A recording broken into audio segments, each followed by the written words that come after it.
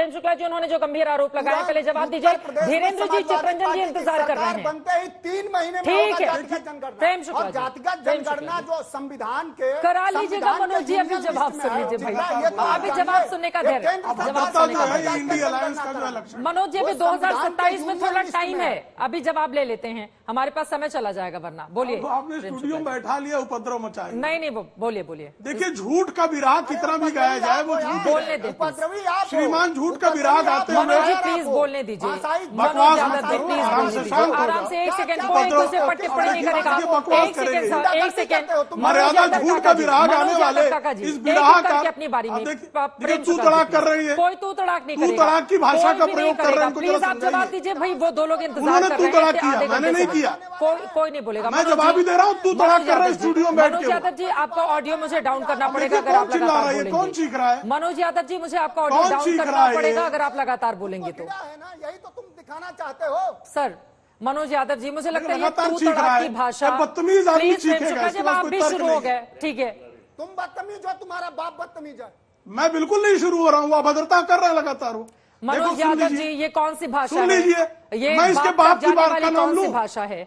आप टीवी पर बैठे हैं, मैं इसके बाप का नाम लूं? 1 सेकंड ऑडियो उनका कितने डाउन बापों करते की हैं। औलाद है बताऊं, ऑडियो अच्छा लगेगा? प्रेम शुक्ला जी बिल्कुल नहीं। 1 सेकंड, अभद्रता के लिए आज तक पर कोई जगह नहीं है। कोई किसी के बाप के पास नहीं जाएगा इस तरह की अभद्र भाषा का इस्तेमाल करते हुए, और चैनल इससे कतई इसको स्वीकार नहीं कर सकता है। मनोज यादव काका जी प्लीज अपने शब्दों पर मुझे लगता है कि थोड़ा सा ध्यान रखकर बोलने की जरूरत है। प्रेम शुक्ला जी आप अपनी बात कीजिए। धीरेन्द्र कुमार, चितरंजन, गगन जितने वरिष्ठ हैं इंतजार कर रहे हैं। प्रेम शुक्ला जी बोलिए।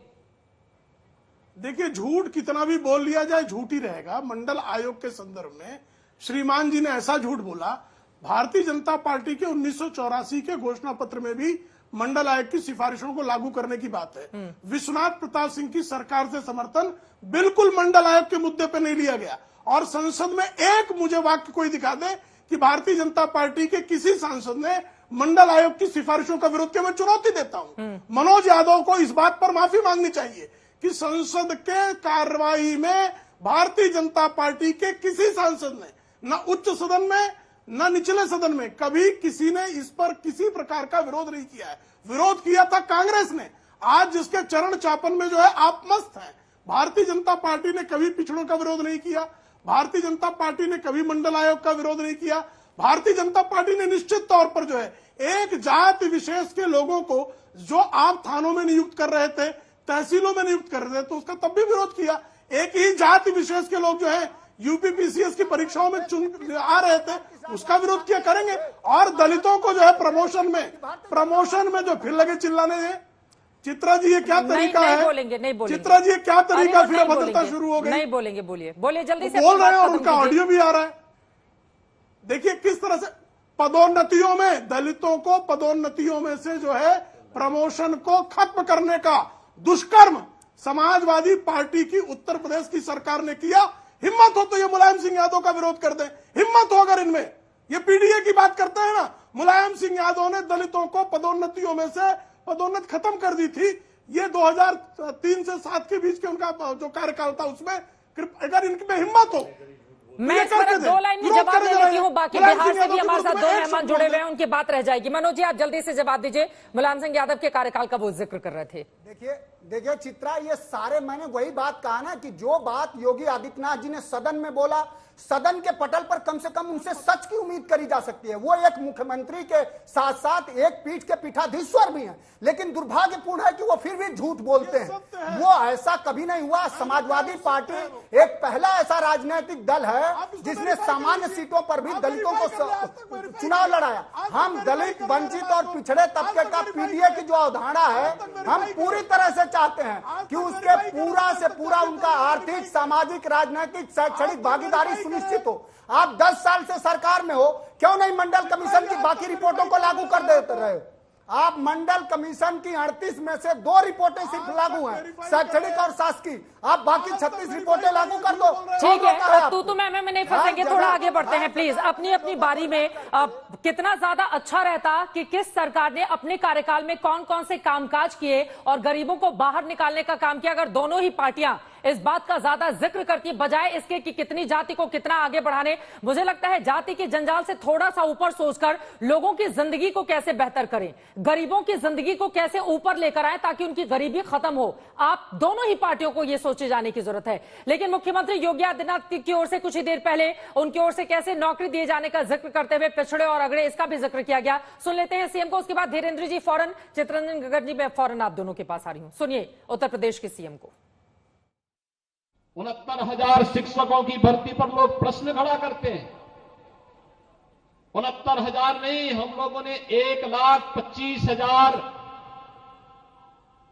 भर्ती बेसिक शिक्षा परिषद में शिक्षकों की और 69,000 जिन शिक्षकों की भर्ती के बारे में प्रश्न खड़ा किया जाता है, ये समाजवादी पार्टी के वही मोहरे हैं जो लोग 86 में से 56 एक ही परिवार और एक ही जाति विशेष के लोगों को भरने का काम किए थे।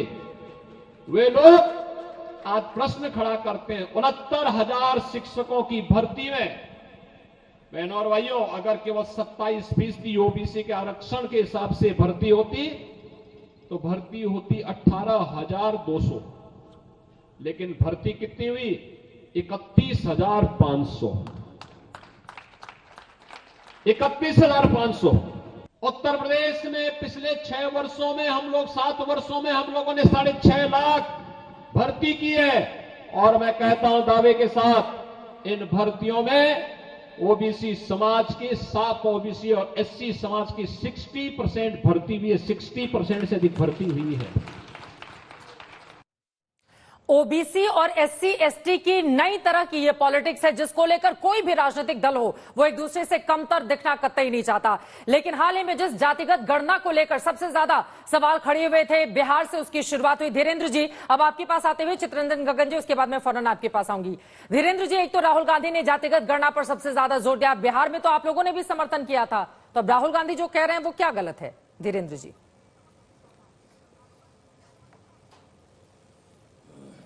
चित्रा जी, राहुल गांधी जी क्या सही कह रहे हैं मुझे इसकी जानकारी अभी तक नहीं मिली है।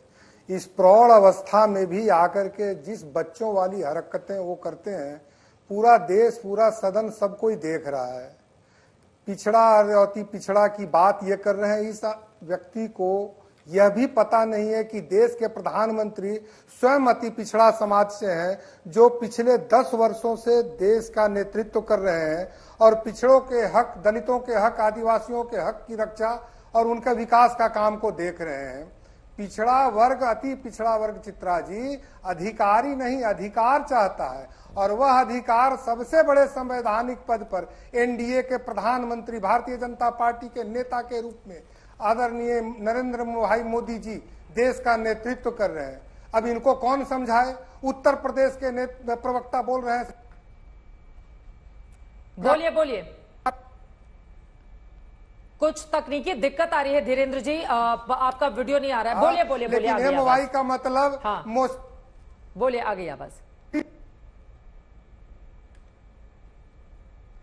कुछ तकनीकी दिक्कत आ रही है, मैं तुरंत दुरुस्त करवाती हूं धीरेन्द्र जी, उसके बाद मैं आपके पास आऊंगी। चित्ररंजन गगन जी, अब जरा बता दीजिए, क्योंकि जब जातिगत गणना हुई थी बिहार में तो एकदम जोर शोर से जेडीयू हो, आरजेडी हो, भारतीय जनता पार्टी हो, एलजेपी और सभी एक दूसरे का पीठ थपथपाती हुई इसका स्वागत करती हुई, श्रेय लेते हुए दिखाई दी। अब हमारे दर्शकों को जरा ये बताइए, जातिगत गणना के बाद बिहार में क्या बदला कि वही बदलाव देश में लाए जाने की जरूरत है? चित्ररंजन जी।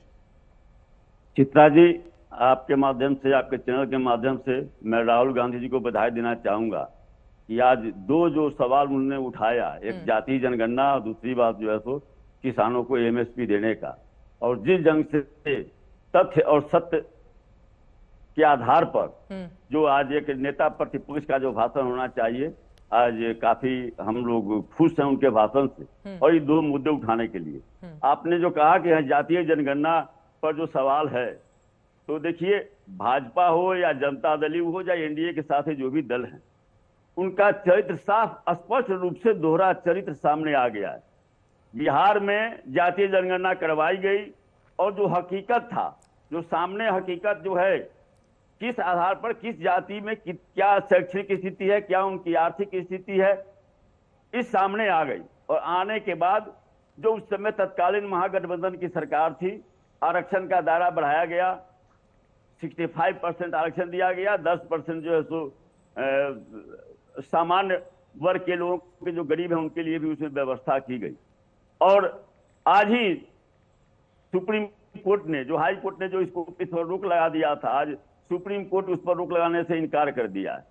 अब सवाल यह है कि जो लोग यहाँ पर समर्थन कर रहे थे, जो नीतीश जी कह रहे थे कि मेरे कहने पर मैंने करवाया जातीय जनगणना, भाजपा कह रही थी कि हम भी इसमें शामिल थे। सच्चाई यह नहीं है, लेकिन ये लोग कह रहे थे। तो आज तो सुप्रीम कोर्ट जब अब हाई कोर्ट के फैसले पर रोक लगाने से इनकार कर दिया, तो सीधा डिमांड हम लोगों का है कि 9वीं अनुसूची में इसको शामिल किया जाए, एनेक्चर 9 में इसको शामिल किया जाए। तो आज भाजपा अगर चाहती है, जनता दल अगर चाहती है, लोजपा के साथ ही बैठे हुए हैं, अगर सही में बिहार में जो जातीय जनगणना हुआ और उसके आधार पर जो आरक्षण का दायरा बढ़ाया गया, अगर इनका नियत साफ है तो जो है सो 9वीं अनुसूची में इसको शामिल कर लिया जाए, सीधा हम लोग का डिमांड है। और बिहार में जो जातीय जनगणना हुआ उसने स्पष्ट कर दिया कि जाति एक सच्चाई है, इससे आप इनकार नहीं कर सकते हैं।